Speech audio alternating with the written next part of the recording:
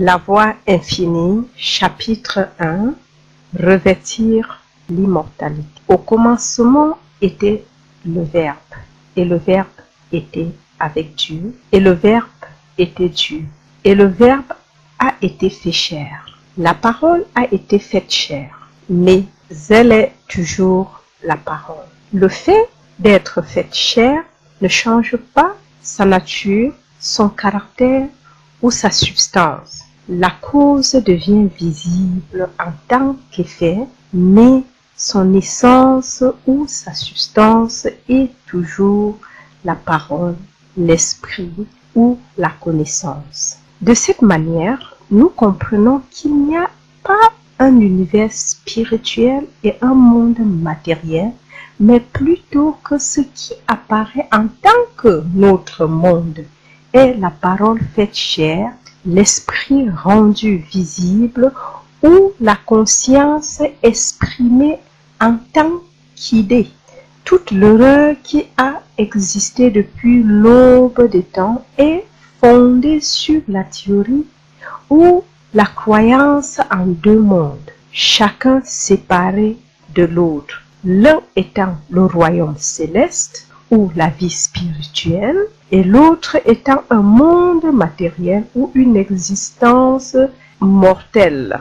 En dépit de ce sens de deux mondes, les hommes ont toujours tenté d'amener l'harmonie dans les discordes de l'existence humaine en essayant par la prière de contacter ce monde ou bien cet autre monde ou royaume spirituel et d'amener l'esprit ou Dieu à agir sur la prétendue existence matérielle. Commençons donc par la compréhension que notre monde n'est pas un faux monde, mais plutôt que l'univers dans lequel nous vivons est le royaume de la réalité au sujet duquel l'homme entretient un concept faux. Amener la santé et l'harmonie dans notre expérience ne consiste donc pas à nous débarrasser d'un univers matériel et mortel, ni même à le changer, mais à corriger le concept limité de notre existence. Le chercheur de la vérité commence sa recherche à cause d'un problème, ou peut-être de beaucoup de problèmes. Les premières années de sa recherche sont consacrées à dominer les discordes et à guérir la maladie en priant quelques pouvoirs plus élevés ou bien en appliquant à ces conditions mortelles les lois ou la vérité spirituelle. Le jour arrive cependant où peut-être ce chercheur découvre que l'application de la vérité aux problèmes humains ne marche pas ou bien ne marche pas comme elle a marché une fois, ou alors il découvre qu'il a maintenant moins de satisfaction et d'inspiration dans son étude.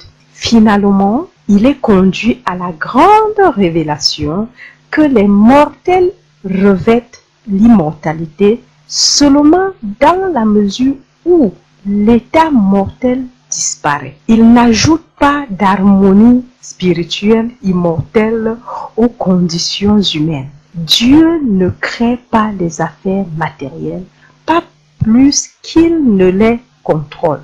Mais l'homme naturel ne reçoit pas les choses de l'Esprit de Dieu, car elles sont une folie pour lui.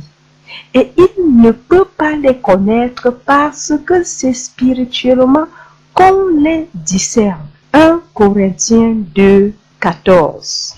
Cherchons-nous les choses de l'Esprit de Dieu dans quelque but humain, ou bien nous efforçons-nous réellement de rejeter le mortel afin de pouvoir contempler l'harmonie du royaume spirituel?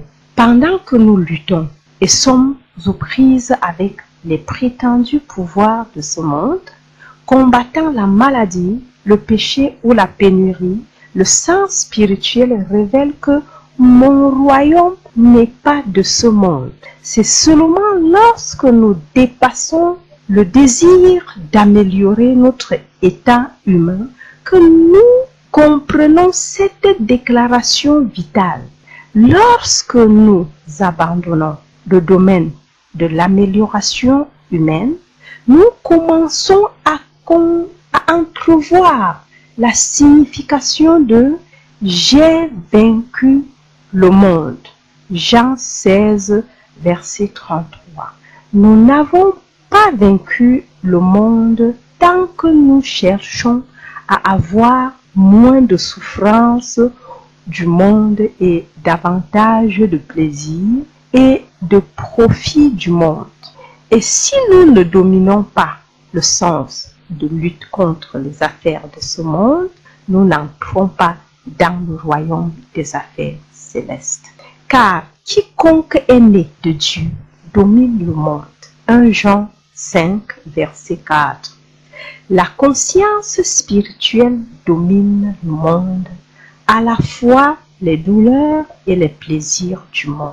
Nous ne pouvons pas accomplir cette évangélisation de l'état humain par la puissance mentale ou le pouvoir physique, mais par le sens spirituel de l'existence que chacun peut cultiver en consacrant sa pensée aux choses de l'esprit. Car tout ce qui est dans le monde, la convoitise de la chair et la convoitise des yeux et l'orgueil de la vie n'est pas du Père, mais du monde. 1 Jean 2, verset 16. Voici le guide. Surveillez vos pensées, vos buts et vos ambitions, simplement pendant une courte période, et voyez si votre mental est fixé sur la santé, les plaisirs des sens ou des gains de ce monde.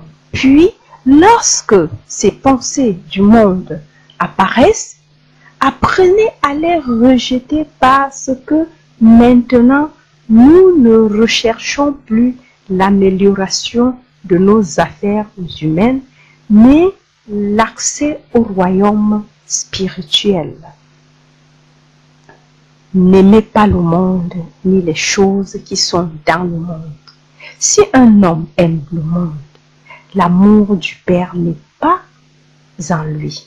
1 Jean 2, verset 15. Cela nous fait-il passer pour des ascètes en puissance? Avons-nous l'air de désirer autre chose que des positions sociales normales, joyeuses et prospères? Ne vous y trompez pas. Seuls ceux qui ont appris à maintenir leur attention sur les choses spirituelles ont goûté pleinement les joies du foyer, de la compagnie et des entreprises qui réussissent. Seuls ceux qui, dans une certaine mesure, sont devenus centrés en Dieu ont trouvé la sûreté, la sécurité et la paix au milieu même d'un monde déchiré par la guerre. Le sens spirituel ne nous éloigne pas de notre environnement normal et il ne nous prive pas non plus de l'amour et de la compagnie si nécessaire à une vie remplie. Simplement, il place la vie à un niveau plus élevé où elle n'est plus à la merci du hasard ou du changement ou de la perte et où la valeur spirituelle de la prétendue scène humaine est rendue visible. Ne travaillez pas pour la nourriture qui périt, mais pour celle qui subsiste pour la vie éternelle. Jean 6, verset 26. Car le royaume de Dieu n'est pas le manger et le boire, mais la justice, la paix et la joie dans l'Esprit Saint. Romains 14, verset 17. Lorsque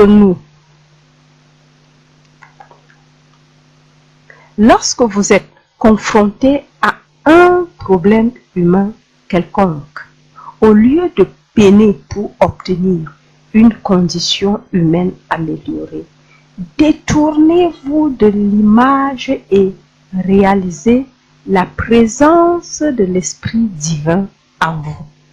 Cet esprit dissout l'apparence humaine et révèle l'harmonie spirituelle, même si à la vue humaine, cette harmonie apparaît sous la forme d'une meilleure santé ou d'une plus grande abondance humaine.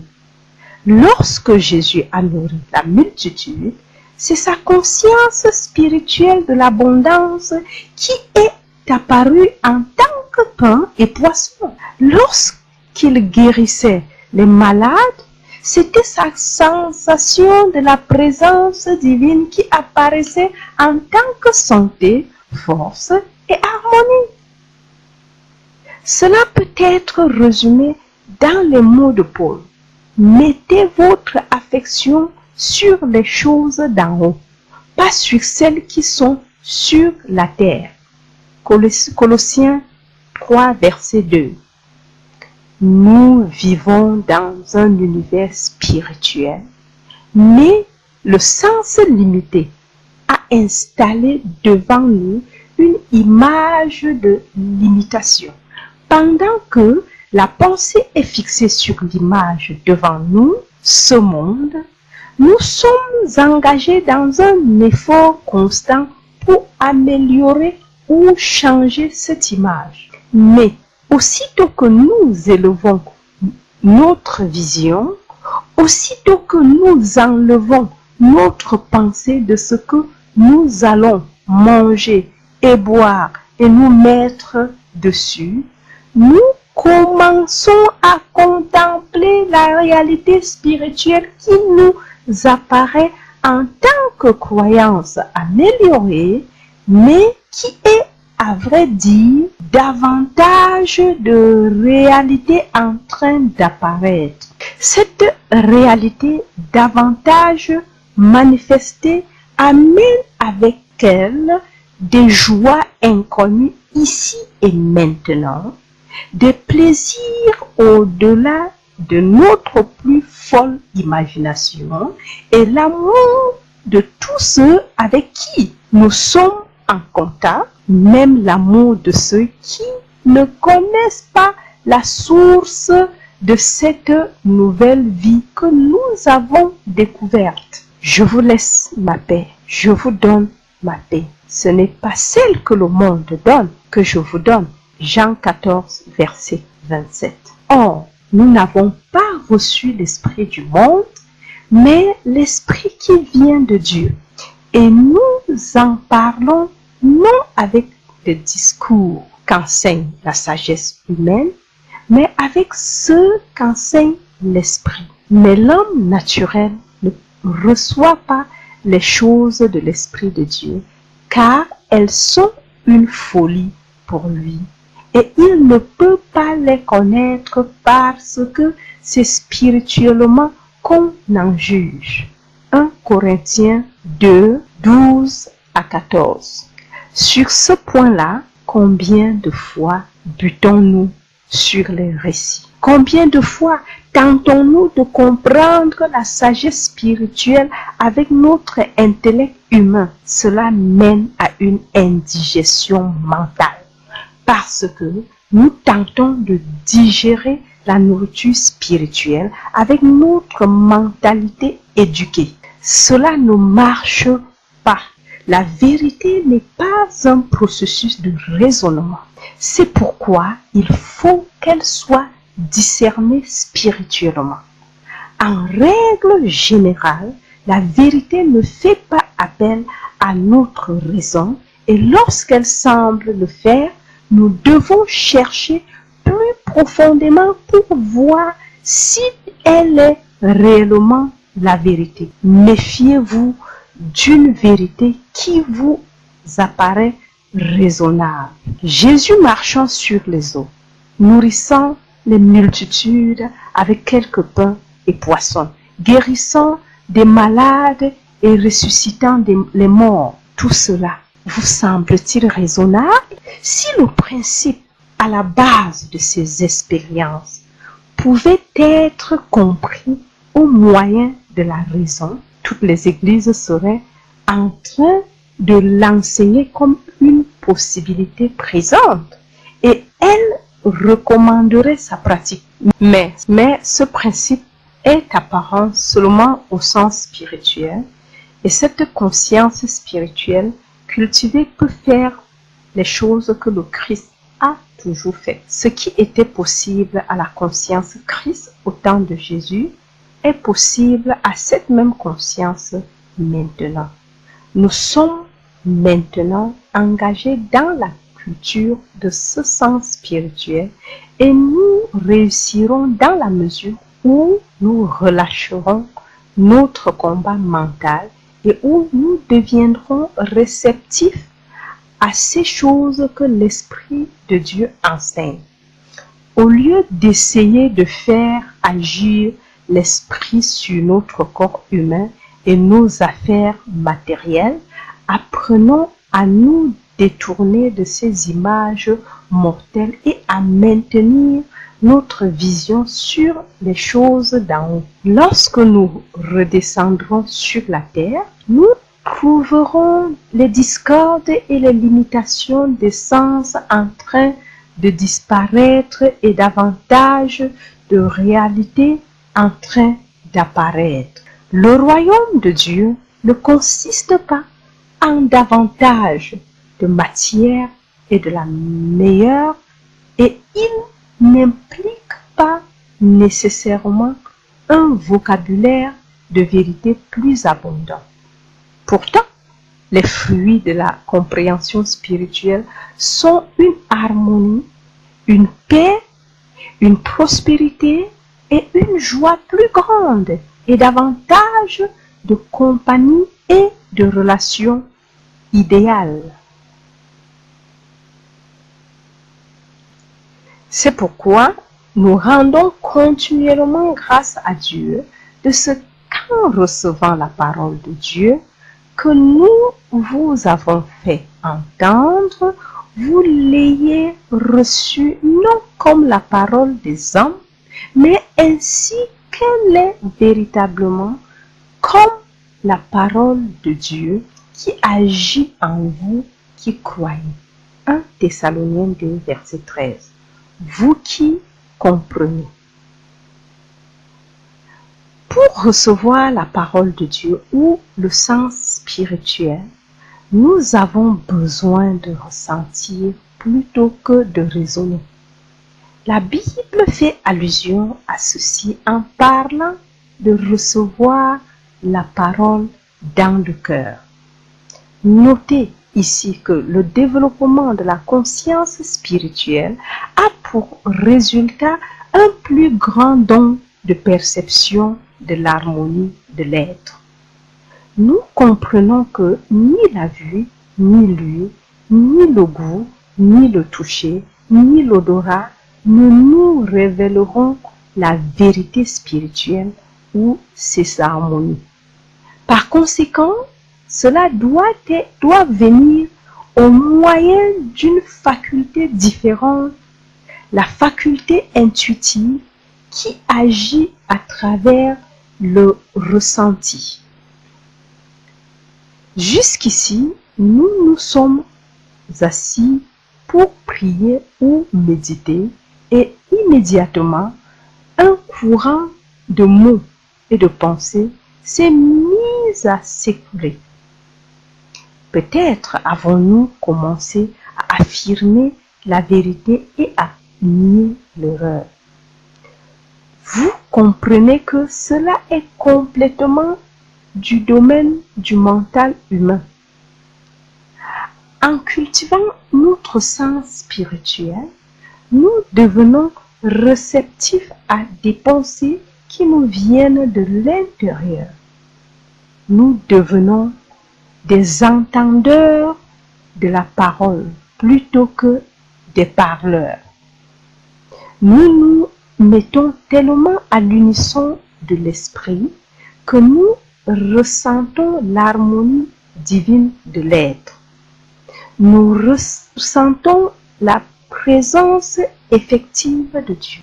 Ayant transcendé les 5 sens physiques, notre faculté intuitive est alerte, réceptive aux choses de l'esprit, et nous commençons notre nouvelle existence comme résultat de cette renaissance spirituelle. Jusqu'à présent, nous nous sommes intéressés à la lettre de vérité. Désormais, nous ne nous occupons que de l'esprit de vérité. Nous sommes moins concernés maintenant par ce qu'est la vérité que par la perception de la vérité. Ceci s'accomplit dans la mesure où nous accordons moins de pensée à la lettre et davantage de réceptivité à la sensation. Ce mot sensation, soit dit en passant, se rapporte aussi à la perception consciente, à la conscience ou à un sens de la vérité. Maintenant, nous ne prononçons pas la vérité, mais nous recevons la vérité, et ce que nous recevons en silence, nous pouvons le crier sur les toits avec autorité. La guérison spirituelle est le résultat naturel d'une conscience divinement éclairée. Nous ne sommes illuminés que dans la mesure où nous sommes réceptifs et sensibles à l'illumination spirituelle. Nous ne comprenons pas l'immortalité lorsque nous y pensons en tant qu'immortalité de la personnalité humaine ou du sens personnel. La mort ne produit pas l'immortalité et ne met pas fin au sens personnel. Pas plus que la continuation de l'existence humaine ne signifie que l'immortalité est réalisée. L'immortalité est réalisée dans la mesure où le sens personnel est dominé, que ce soit ici, dans l'au-delà. L'immortalité est réalisée dans la mesure où le sens personnel est dominé, que ce soit ici ou dans l'au-delà. Lorsque nous rejetons l'ego personnel et que nous atteignons la conscience de notre identité véritable, notre réalité, la conscience divine, nous parvenons à l'immortalité. Et cela peut être réalisé ici et maintenant. Le désir de perpétuer notre faux sens de corps et de richesse nous piège dans la mort ou l'état mortel. Le premier pas pour parvenir à l'immortalité se fait en vivant à partir du centre de notre être. Comme dans l'idée de déploiement à partir de l'intérieur plutôt que d'accroissement. C'est un sens de donner plutôt que d'obtenir. Un sens d'être plutôt que d'atteindre. Dans cet état de conscience, il n'y a pas de condamnation, de jugement, de haine ou de peur, mais plutôt une sensation continuelle d'amour et de pardon. Ce n'est pas une affaire simple d'extérioriser la joie et la paix de l'immortalité. Car pour ceux qui sont décidés à préserver leur concept actuel de l'être, l'immortalité apparaîtrait comme une extinction. Ce n'est pas le cas. Elle est la préservation éternelle de tout ce qui est réel. beau, noble, harmonieux, gracieux, désintéressé et paisible. C'est la réalité mise en lumière à la place de l'illusion des sens. C'est la perception consciente de l'infini de l'être individuel qui se substitue au sens limité de l'existence. L'égoïsme et la vanité disparaissent dans la réalisation de la divinité de notre être. Cette réalisation apporte la patience et l'endurance à l'égard de ceux qui continuent à lutter dans la conscience matérielle mortelle. C'est être dans le monde, mais non pas du monde.